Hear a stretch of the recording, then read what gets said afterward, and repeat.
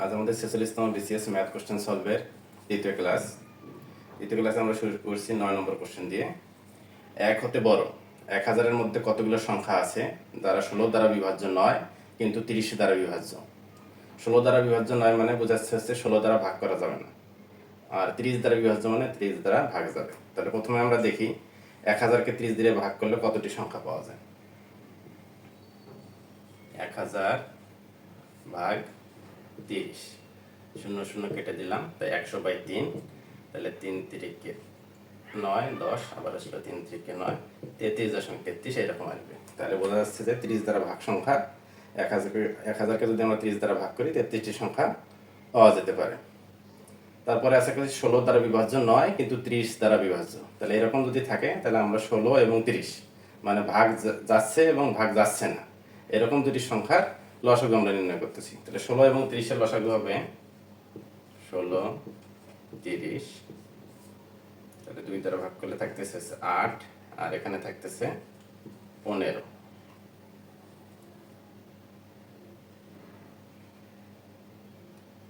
তাহলে 8 × 16 আর হচ্ছে 15। 16 × 15, 15 × 10 150, 790 240। তাহলে 16 এবং 30-এর লসাগু পাচ্ছি আমরা 240। এখন 240 দ্বারা যদি 1000-কে ভাগ করি তা দেখি কয়টি সংখ্যা আসে।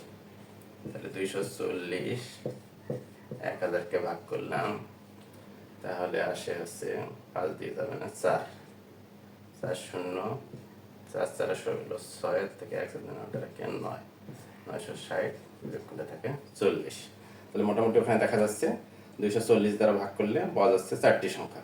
তাই টোটাল আমাদের সংখ্যা হচ্ছে, এখানে পাচ্ছি হচ্ছে 33টি, যেটা হচ্ছে আমাদের 30 দ্বারা ভাগ যায়, আর এখানে হচ্ছে 16 এবং 4 দ্বারা মানে এদের লসাগু দ্বারা ভাগ যাচ্ছে হচ্ছে কয়টি, 4টি। তাহলে এখান থেকে যদি আমরা বিয়োগ করি 33 বিয়োগ 4,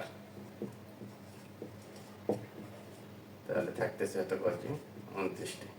29টি দেখা যাচ্ছে যে অপশনে নাই, তাহলে আমাদের সঠিক অ্যান্সার হচ্ছে 29টি। এখানে অপশনে 29টি নাই, তাহলে এখানে অ্যান্সার দেয়নি বিএসসি। তো ঠিক আছে, এটা অ্যান্সার আমরা পাচ্ছি 29। 10 নম্বরে আছে একটি সিলিন্ডারের বৃত্তীয় তলের ব্যাসার্ধ 2 সেন্টিমিটার এবং উচ্চতা 6 সেন্টিমিটার হলে তলগুলোর মোট ক্ষেত্রফল কত। এখানে ইম্পর্টেন্ট কথাটা হচ্ছে তলগুলোর। তাহলে সিলিন্ডারের কয়টা তল থাকে এটা আমরা আগে দেখে নেব।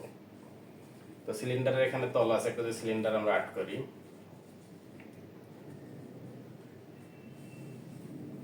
মোটামুটি এইরকম হবে। তাহলে দুই প্রান্তে দুইটা তল থাকতেছে আর এখানে একটা বক্রতল থাকতেছে। তাহলে মোটামুটি আমরা তল পাইলাম এখানে কয়টা, 3টা। দুই প্রান্তে দুইটা বৃত্ত, আর এখানে যেটা আছে মোড়ানো সেটা হচ্ছে বক্রতলের পৃষ্ঠতলের ক্ষেত্রফল। এখানে একটা, টোটাল 3টা আমাদের ক্ষেত্রফল। এটা আমরা সূত্র মোটামুটি পড়েছি। টোটালি যদি একবারে আমরা সূত্র লিখি তাহলে সিলিন্ডারের সমগ্র তলের ক্ষেত্রফল, সমগ্র তলের ক্ষেত্র হচ্ছে 2πr আর প্লাস এইচ। মানে এটা আমাদের কিভাবে আসলো, এটা আমাদের এইভাবে আসলো, যেহেতু আমাদের সিলিন্ডার দুই প্রান্তে দুইটা বৃত্ত, আর বৃত্তের ক্ষেত্রফল আমরা জানি হচ্ছে πr²। এখানে আমি একটু দেখাই দিই, ভাঙাই দিই, তাহলে বুঝতে সুবিধা হবে, অনেক সময় সূত্র মনে থাকতে চায় না।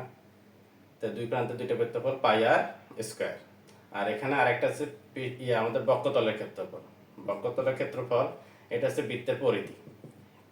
এটা কি, বৃত্তের পরিধি। বৃত্তের পরিধি সমান আমরা জানি 2πr। আর এই পরিধির এই যে একটা অংশ আছে, এই অংশটা কত হচ্ছে উচ্চতা h, এই হচ্ছে 2πr/h। এখান থেকে যদি আমরা করি তাহলে আসে হচ্ছে 2πr² প্লাস হচ্ছে 2πr/h। এখান থেকে 2πr কমন নিলে আমাদের আসে হচ্ছে r প্লাস h। এই যে সূত্রটা এইভাবে আসলো, 2πr/h। তো এখানে শুধু আমরা যদি মানগুলো বসাই দেই তাহলে এখানে আমাদের 2πr/h, এখানে r বলতে ব্যাসার্ধ বুঝাইছে, h বলতে উচ্চতা, মানে অঙ্কটা সরাসরি দেয়া আছে। তাহলে এখানে পাইতেছি 2 গুণন পাই গুণন r এর মান দেয়া আছে কত, 2, আর r+h একবারে যোগ করে দিলাম, 6 আর 2 কত হচ্ছে 8। তাহলে 8 দুগুণ 16, 16 দুগুণ 32, মান হচ্ছে কত, 32 পাই। তাহলে এখানে আমাদের অ্যান্সার আছে খ নম্বরে 32 পাই। এটাই হলো অ্যান্সার। আশা করি সিলিন্ডারের ক্ষেত্রফল বের করাটা সবার মনে থাকবে। 11 নম্বর কোশ্চেন আছে, কোনো একটি ত্রিভুজের দুইটি কোণের পরিমাণ 28 ডিগ্রি ও 62 ডিগ্রি। ত্রিভুজটি কোন ধরনের? ক নম্বরে দেওয়া আছে সমকোণী ত্রিভুজ, খ নম্বরে সূক্ষ্মকোণী ত্রিভুজ, গ নম্বরে স্থূলকোণী ত্রিভুজ, আর ঘ নম্বরে সমদ্বিবাহু সমকোণী ত্রিভুজ।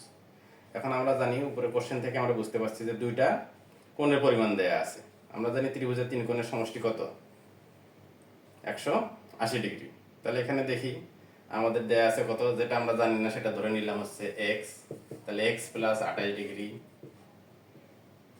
প্লাস হচ্ছে 62 ডিগ্রি সমান কত? 180 ডিগ্রি। ত্রিভুজের তিন কোণের সমষ্টি কত হবে? 180 ডিগ্রি। তাহলে এক্স কোণের মানটা কত হয়? এখানে হচ্ছে 180 ডিগ্রি বিয়োগ 28 আর 62 যোগ করলে 8 আর 2 10 0 1 4 একে 7 7 আর 2 9। তাহলে 28 আর 62 যোগ করলে হচ্ছে 90। 180 থেকে 90 বাদ দিলে থাকে কত? 90 ডিগ্রি। তাহলে যে ত্রিভুজে একটা কোণের মান 90 ডিগ্রি সেটা অবশ্যই কি হয়? সমকোণী ত্রিভুজ। তাহলে এটা আমাদের কি হচ্ছে? সমকোণী ত্রিভুজ। 12 নম্বর কোশ্চেন আছে, 4 সেন্টিমিটার বাহু বিশিষ্ট বর্গক্ষেত্রের পরিলিখিত বৃত্তের ক্ষেত্রফল কত? ক নম্বরে দেয়া আছে 8 পাই বর্গ সেন্টিমিটার, খ নম্বরে 6 পাই বর্গ সেন্টিমিটার, গ নম্বরে 4 পাই বর্গ সেন্টিমিটার, আর ঘ নম্বরে দেয়া আছে 2√2 পাই বর্গ সেন্টিমিটার। তাহলে কোশ্চেনটা যদি একটু আমরা ভালো করে পড়ি, তাহলে দেখা যাচ্ছে 4 সেন্টিমিটার বাহু বিশিষ্ট বর্গক্ষেত্র। তাহলে একটা আমরা বর্গক্ষেত্র নেই। আমরা বর্গক্ষেত্র কাকে বলে জানি? যে হচ্ছে বর্গক্ষেত্রের কি চারটা বাহুই সমান এবং প্রতিটা কোণেই কি থাকবে? সমকোণ থাকবে, মানে 90 ডিগ্রি থাকবে। তাহলে এরকম যদি থাকে তাহলে একটা আমরা বর্গক্ষেত্র আর্ট করে নিলাম। তাহলে এর বাহু কত সেন্টিমিটার হচ্ছে? 4 সেন্টিমিটার, 4 সেন্টিমিটার, ভিতরে দিলাম এগুলাম 4 সেন্টিমিটার। প্রতিটা বাহু কত করে হবে? 4 সেন্টিমিটার করে হবে। আর যেহেতু বলছে পরিলিখিত বৃত্ত, পরিলিখিত বৃত্ত মানে এই বর্গক্ষেত্রে বাইরে যদি আমরা একটা বৃত্ত আর্ট করি সেটাই হচ্ছে আমাদের কত? পরিলিখিত বৃত্ত। আর ভিতরে যদি আর্ট করতাম তাহলে অন্তর্লিখিত বৃত্ত হতো। তাহলে এখান থেকে আমাদের বলতেছে কি বৃত্তের ক্ষেত্রফল কত হবে। তাহলে বৃত্তের ক্ষেত্রফল আমরা দেখতে পাচ্ছি এখানে যেহেতু বর্গের বাহুর দৈর্ঘ্য দেওয়া আছে, তাহলে যদি আমরা বর্গের একটা কর্ণ বের করতে পারি তাহলে একটু সুবিধা হয়। তাহলে বর্গের কর্ণর সূত্র আমরা জানি a√2। বাহু যদি a হয় তাহলে কর্ণ হচ্ছে a√2। তাহলে এখানে বর্গের কর্ণ যদি বাহু দেওয়া আছে 4, তাহলে বর্গের কর্ণ হচ্ছে 4√2। এই কর্ণটা এখানে দেখা যাচ্ছে বৃত্তের কি ব্যাস। বৃত্তের ব্যাস যদি 4√2 হয় তাহলে ব্যাসার্ধ কত হবে? অর্ধেক। তাহলে 4√2 ব্যাসার্ধের জন্য আমরা ভাগ দিলাম কত? 2 দিয়ে। তাহলে আমরা ব্যাসার্ধ পেলাম 2√2। তাহলে বৃত্তের ব্যাসার্ধ আসলে 2√2। তাহলে বৃত্তের ক্ষেত্রফল হবে কত? পাই আর স্কয়ার। পাই আর বলতে এখানে কি 2√2, আর মানে ব্যাসার্ধ 2√2 এর উপর স্কয়ার। তাহলে পাই 2 এর উপর স্কয়ার দিলে কত হয়? 4, আর √2 এর উপর স্কয়ার দিলে হয় কত? 2। তাহলে অ্যান্সার আসলো 4 দুগুণ 8 পাই, মানে 8 পাই। তাহলে অপশনে আমাদের 8 পাই আছে ক নম্বরে। তো সঠিক অ্যান্সার হচ্ছে ক নম্বর 8 পাই বর্গ সেন্টিমিটার। 13 নম্বর কোশ্চেন আছে, কনিক শব্দটির অক্ষরগুলো নিয়ে গঠিত বিন্যাস সংখ্যা কত? আমাদের বিন্যাস অর্থ হচ্ছে কি সাজানো। তো কনিকে এখানে অক্ষরগুলো কয়টা আছে? 1টা 2টা 3টা 4টা 5টা। টোটাল অক্ষর সংখ্যা আছে আমাদের কত? 5টা। তাহলে এর বিন্যাস সংখ্যা হবে 5 ফ্যাক্টোরিয়াল। আর এখানে কনিকের মধ্যে দেখি আমাদের কি সিমিলার দুইটা শব্দ আছে, অক্ষর আছে। একটা আছে দুইটা সি আছে। তাহলে যেহেতু সিমিলার দুইটা শব্দ আছে, এই দুইটা আমাদের অক্ষর আছে, এই দুইটা কি হবে? ভাগ হবে। তাহলে আমরা পাচ্ছি 5 ফ্যাক্টোরিয়াল বাই 2 ফ্যাক্টোরিয়াল। 5 ফ্যাক্টোরিয়াল মানে 5 4 3 2 1, আর 2 ফ্যাক্টোরিয়াল 2 1। 2 1 2 1 কেটে দিলাম, 3 4 12, 5 12 কত হচ্ছে? 60। 60 আছে আমাদের কথায় গ নম্বরে। তাহলে সঠিক উত্তর হচ্ছে গ 60। নম্বর কোশ্চেন আছে, যদি a সমান x যেন x হলো 5,7 দ্বারা বিভাজ্য এবং x স্মলার দেন 150 হয়, তবে p অফ a মানে পাওয়ার সেটের কথা বলছে, এর সদস্য সংখ্যা কত? এরকম একটা অঙ্ক একটু আগে আমরা করলাম, 9 নম্বর অঙ্কে করেছি। সেখানে ছিল আমাদের কি 16 এবং 30।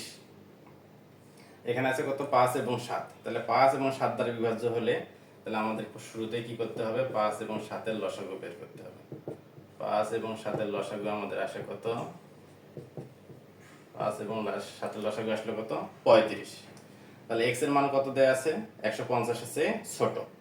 তাহলে 35 150কে আমরা যদি 35 দ্বারা ভাগ করি তাহলে 4 35 আসলো কত 140, 4 35-এ 140। তাহলে এখানে আমরা উপাদান সংখ্যা কয়টি পেলাম, মানে ভাগফল কত পেলাম এখানে 4। যেহেতু 4 আসে আর এই সংখ্যাটা আমাদের কত 150-এর চেয়ে ছোট x এর মান, তাহলে এখানে পাওয়ার সেটের মান কি হবে, পাওয়ার মানে হচ্ছে কি কোন সংখ্যার উপর পাওয়ার, এর সূত্রটা হচ্ছে 2 টু দি পাওয়ার n।